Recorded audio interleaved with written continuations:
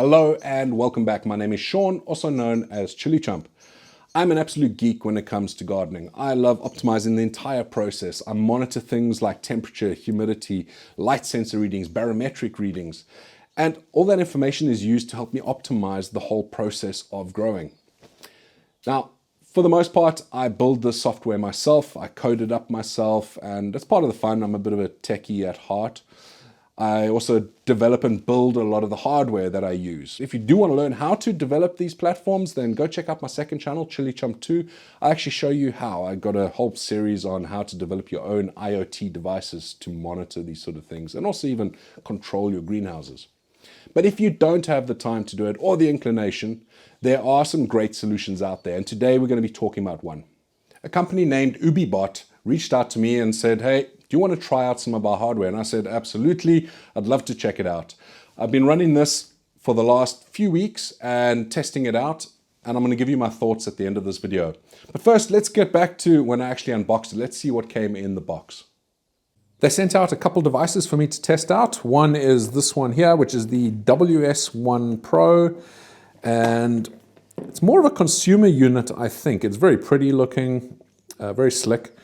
The other one I got sent, I made sure they sent me this one, is one that looks a little bit more industrial. And this here, I'm really keen to check out. I'd love to be able to build something that looks this good. But that's a nice size screen, and it'll be interesting to see how this displays in the sunlight. They also sent a bunch of attachments to work with this.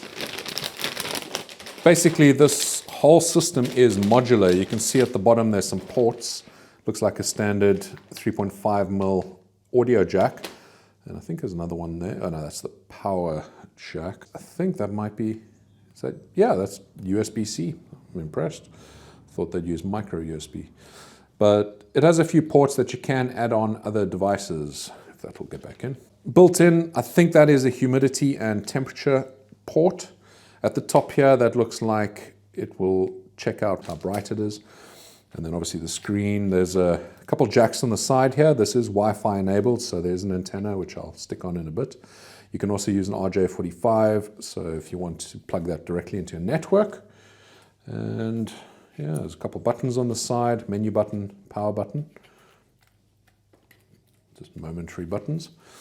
So yeah, that's that. There are a whole bunch of these extras added in. This here is a soil temperature and moisture sensor. This here I think is just another humidity and temperature sensor, which is inside a little screen, so that's nice. There are a couple other items here. Another temperature and humidity sensor. I'm guessing that's what it is. And over here, that's just a plug, I think, to charge it up, because this has got a battery in it, 2,900 milliamp hour battery. But you can also use DC 5 volt in or 12 volt and a 2 amp input. They also sent this little case because I don't think this is really very weatherproof or waterproof. So this can go inside this cover, and that thing can hang inside your greenhouse where, of course, there's a bit more humidity. I think you can actually put this outdoors as well. So that's quite handy. Yeah, so this looks very industrial looking, and let's see if we can power it on. I don't know if it has any power on it. I haven't opened this up yet. No, I think it's dead. I've got a small USB battery pack. That should do the job to charge it up and start it up. It's nice they're using the USB-C, because obviously that's the more common cable that I have. Let's turn it on. There we go. Okay, so it's talking to me. It says to launch the UbiBot app, so I'm guessing app.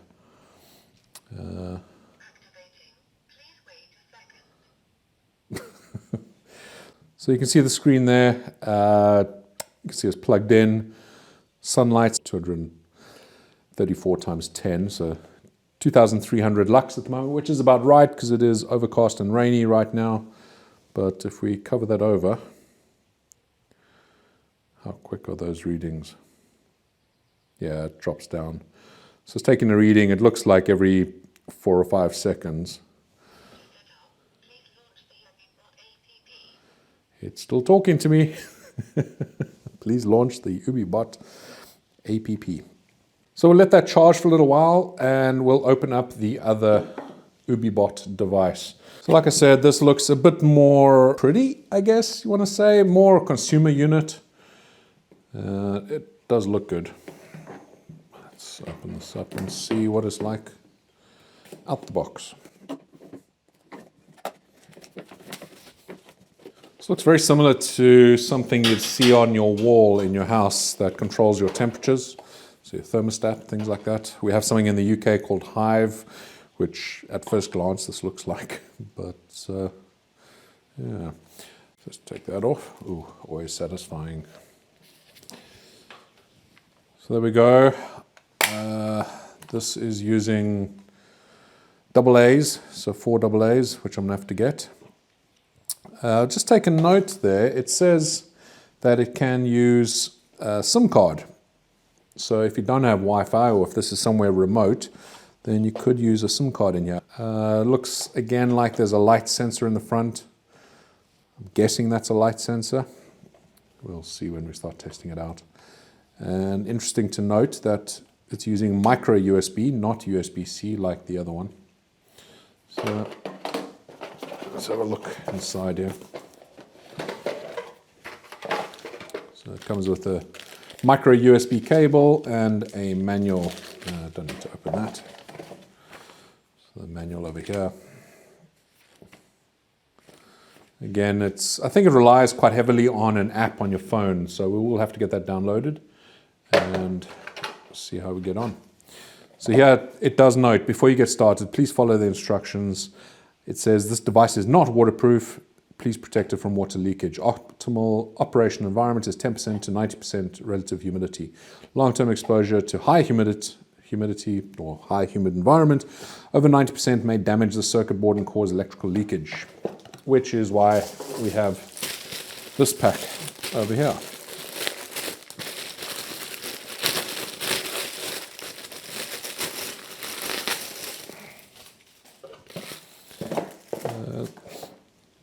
Rubberized feel, and that is a strap, it looks like, so you can hang it.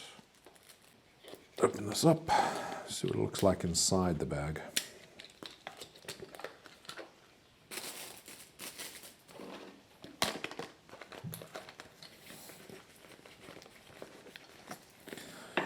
Yeah, so it's all fully accessible. I think you can access the sensors through the bottom there. So sensors like this, which is an external sensor, I'm sure it has sensors built in, which is why we have this little gap there, unless that's another speaker to speak to me. But yeah, these sensors will be plugged in via micro USB, so I can have that somewhere else. So we've got 4 batteries there. I noticed also in the box that there is a bit of a stand, which, unplug that. Okay, so it just pops in there. Let me remove that when I get the batteries in. For the most part, it's really well made. This a little flimsy, but I mean, hey, you're not going to be playing with that too much. But the rest of it feels pretty strong. This, not so much. I wonder if this one is going to talk to me as well.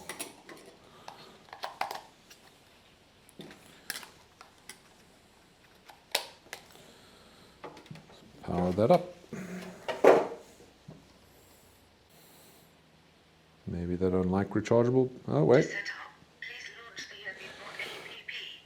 It's talking to me as well. But yeah, there we go. These batteries are okay. They're only half charged, but that's fine. Please wait a second. The action failed. Shh. Wow. Okay, let's get this plugged in here again. We get that app installed and we see what the next steps are. Account has been created and I've logged in. Let's see what we do next. Discovery. Nope. Setup. That would make more sense.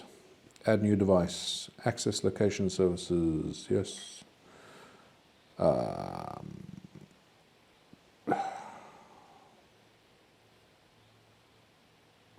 Okay.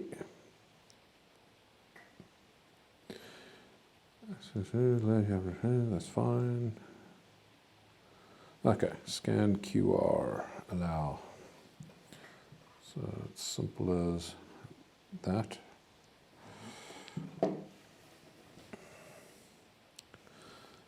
Wi-Fi, yes. Okay, one thing to point out, you need to have 2.4 gigahertz Wi-Fi, not 5 gigahertz. It won't connect. So I'm guessing this has got an ESP8266 in it because that's a restriction, or even ESP32. But just bear that in mind. If you can't connect, you're going to need a 2.4 gigahertz, the older style Wi-Fi. So thankfully I have set one up like that. It just did not work on my other one. So let me just get the password in there. So now I have to connect to the Wi-Fi on the device.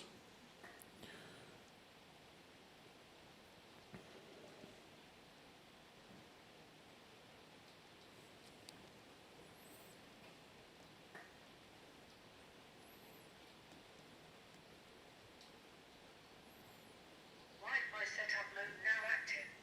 Okay, so took a guess there. Let's see if it comes up here now. There we go. Okay, so it's connected to that. Go back to the app. So there's a little bit of setup here, but really nothing too much out of the ordinary. Okay.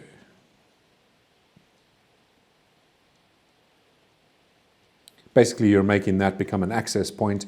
This connects to it as an access point, sends all the information that we've just set up over here, including the Wi-Fi information, to this, so that it can connect directly to the Wi-Fi. Activating. Please wait a second. Okay, activating. The action succeeded. Yeah, I won't be putting any voice control inside any of my own built home IoT devices, but I guess that's interesting. Don't know how useful that is at the end of the day. Well, that seems to have connected fine. I don't know what's going on here.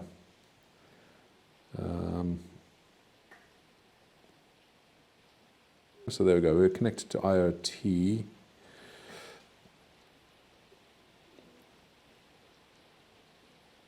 And there we go. We're connected to the device. So excellent.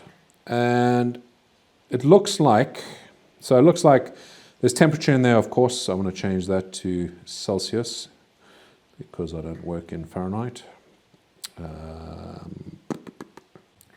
What's weird is it says it's Celsius over here, but Fahrenheit over here. I'm sure it's an easy thing to change. There's that option for the SIM card. Settings. There we go. Change the date format as well. Let's go back in here. So there's our device. Should now show in Celsius, which it is. And it's giving me min and max, humidity 61% at the moment. Lux readings, I like that as well. So yeah, that is a lux meter over there. I would have thought that would be on the top. Because it seems to be shaded over there, but hey, what do I know? Like you can see here, this has a temperature and humidity sensor built in, as well as a lux meter, so you can see basically how bright it is. Let's see what happens if we plug this in. This is the other temperature and humidity sensor. So if that's added, I don't know if it automatically will bring that information in. Voice guide off. What? Voice guide on. Voice guide on, voice guide off. So double tap that, gets rid of the voice. I like that. I'm gonna have to play with this for a little bit and figure out how to add those external devices But in the meantime, let's go and check out the industrial version of this and see if the experience is any different. I do like the nice big screen. We've got the light rating here. I don't know how to switch over. Oh, there we go. I have massive fingers. Unless I'm like getting my nail in there, it's not actually detecting me pressing anything. So maybe think of a bit of a bigger button for us big-fingered people. But I can't really tell if it's pressing or not. Well, I mean, I know my fingers are big, but I didn't think they're that big. Yeah, you see.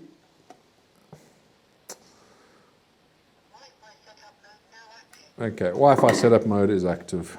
Yeah, my fingers are way too big for this. So let's add new device. Yep, that's fine. Let's scan in the code. Where is the code? Oh, it's right in the front. What am I looking at?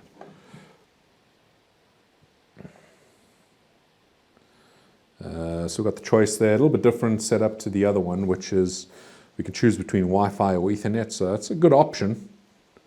I don't have Ethernet inside my greenhouses. So plug in the power supply, press and hold the power button for 3 seconds. Press and hold the menu button for 3 seconds, release AP. So I've already done all that. So I need to do the same sort of thing as I did before. Connect here. Is this still flashing AP? Yep, it's still flashing AP on the device. So I need to connect to it. There we go.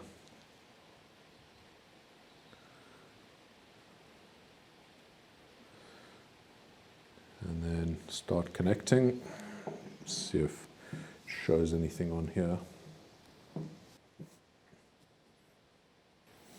Don't know what that means. Communicating with server to affirm device is on the fly correctly. On the fly. Okay, activating. Please wait a second, in case you can't hear that from the tiny speaker. New message. Finish. Successfully registered. The action succeeded. Okay. Let's take a look at this and see what we have going on. Minimum and maximum 20.4 degrees Celsius. Doesn't feel that warm in the greenhouse, so I don't know if that's reading a bit high. I don't know if it's picking up me being close to it. Guessing it's that. 49% as well. That's not the same readings as we're getting from this device. So this one, 61% relative humidity and 16 degrees Celsius, and this here is 20 degrees Celsius and 49% humidity. So it'll be an interesting test to do over time just to see how they correlate with each other. What other sensors we got? Actually, this is probably part of the problem here. I haven't plugged in the Wi-Fi antenna. That's probably why it's battling with the Wi-Fi. Let me stick that in. It's going to give a far better signal. There we go. We'll see that Wi-Fi signal pop up. A little bit better quality in a second. Yeah, so all I got to do now is have a play around with this and see how these sensors work. Let's see if we can get some readings from another sensor. Let me move some of this stuff out the way. So we've got another external sensor. What's nice here is it seems like a very simple way to do things, but where is it? I did see it somewhere. There we go. So we've got a splitter cable here. We only have one sensor port, so over here. To get multiple sensors coming in, you just use a basic splitter cable, so a very clever idea. Get that in there. We'll plug that in, and let's plug that sensor in as well.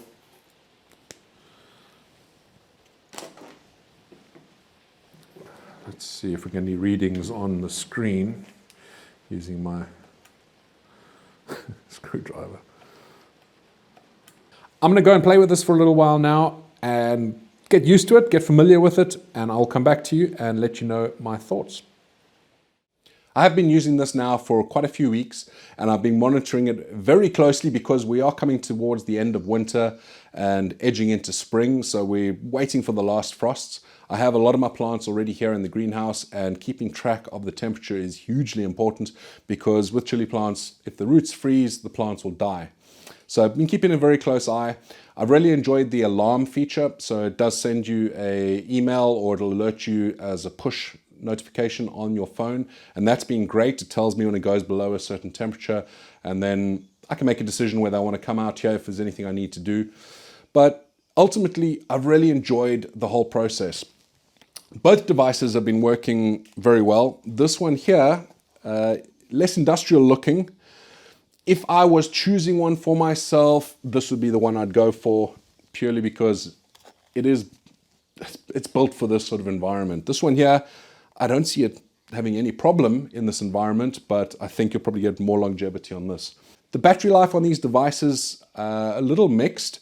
This one here has done amazingly. I'm using rechargeable batteries that were only half charged, and the charge notification over here has not gone down. It's still showing half a charge. It's been sending data every 15 minutes, multiple readings. It takes a reading every 5 minutes, and that's customizable. But every 5 minutes it takes a reading, and then every 15 minutes it'll send all those readings across over the Wi-Fi. And yeah, like I said, it's still half the battery life in there. And I'm sure that'll be going for quite a few more weeks.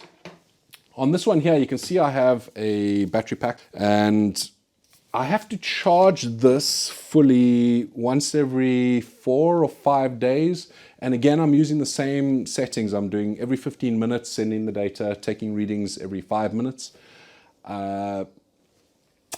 It's not really an issue because I do have electricity here in the greenhouse. Worst case scenario, you could go and just leave a battery pack here and it will keep this thing charged up for a lot longer than it would with this built-in battery. But there are charge sockets underneath. I could have this permanently connected to a plug socket into the USB. I could have it plugged in directly to the barrel jack as well with a 12-volt wall adapter. So I don't see the power as being an issue, but that's just something to keep note. If you don't have electricity where you are, then you need to think about your solution around that. You'll get far better battery life with one of these.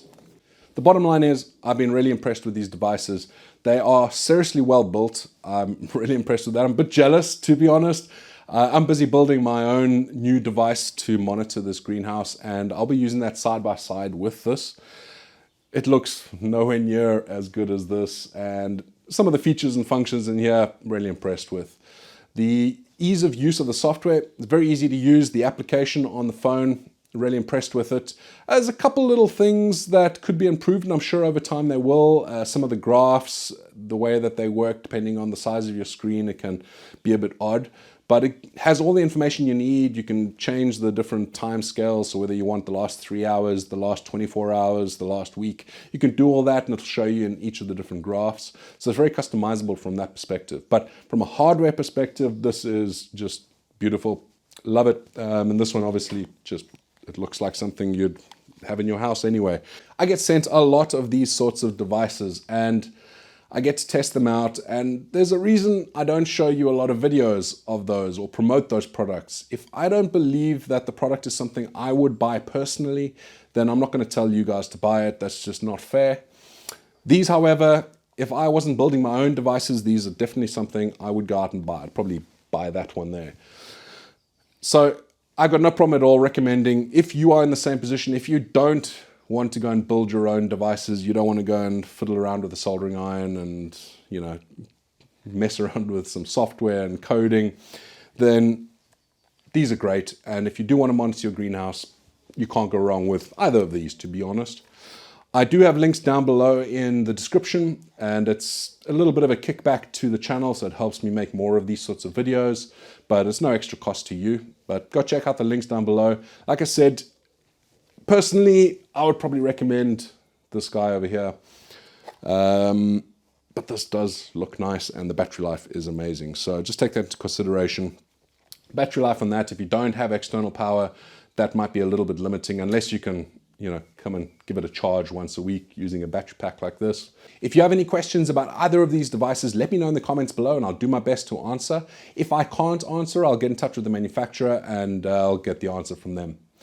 I will be running these devices both over the coming year, and I'll let you know if anything goes wrong with them, if I have any major problems with them, any frustrations. I'll let you know as the year progresses, and feel free to ask me about that in future videos or even on my live streams, and I'll happily answer. And yeah, I'll give you my thoughts at the end of the year. We'll have a bit of a long-term use of these products, and we'll see how we feel at the end of the year, if we're as positive about it as I am right now. Thank you so much for watching. I hope that you enjoyed this episode, and I look forward to seeing you on the next one. Until then, stay spicy.